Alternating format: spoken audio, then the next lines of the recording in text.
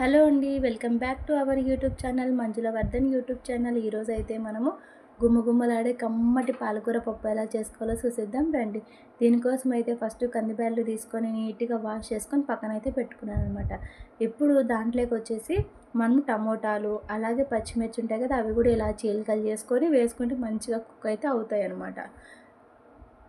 పచ్చిమిరపకాయలు అలాగే ఉల్లిగడ్డలు ఉంటాయి కదా, అవి కూడా మంచిగా ఇలా కట్ చేసుకొని వేసుకున్నాను అనమాట. పాలకూర చూసారా ఎంత ఫ్రెష్గా ఉందో అసలు. పాలకూర అయితే ఎప్పుడు ఇలా ఫ్రెష్గా ఉంటే తీసుకుంటే మనకు బాగుంటుంది అనమాట. పప్పులో ప్రోటీన్ ఉంటుంది, అలాగే ఆకుకూరలో కూడా హెల్త్ బెనిఫిట్ చాలా ఉంటాయి కదా. సో నీట్గా వాష్ చేసుకొని ఇలాగైతే మొత్తం ఆకు వేసుకొని దాంట్లో కొంచెం కరివేపాకు అలాగే చిటికెడంత పసుపు యాంటీబయాటిక్ తెలుసు కదండి.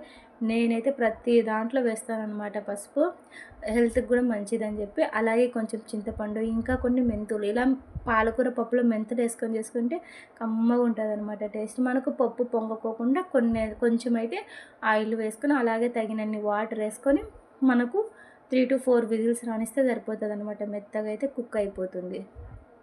సో ఇప్పుడు మనం స్టవ్ మీద పెట్టేసుకొని 3-4 విజిల్స్ వచ్చిన తర్వాత చూసారు కదా, మెత్తగా అయితే అయిపోయింది అనమాట. దాంట్లో కొన్ని వాటర్ ఏమనంటే వంపేసుకొని కొంచెం ఉప్పు వేసుకొని మంచిగా ఇలా అయితే పప్పు అయితే రెడీ అయిపోయిందనమాట. ఇప్పుడు దీన్ని మనము పోపు అయితే వేసుకోవాలన్నమాట. తిరువాతి గింజలు అన్నీ వేసుకొని ఆవాలు, జీలకర్ర, శనగపప్పు అలాగే కొన్ని వెల్లుల్లి అయితే దంచుకొని వేసుకుంటే స్మెల్ టేస్ట్ అదిరిపోతుంది అనమాట.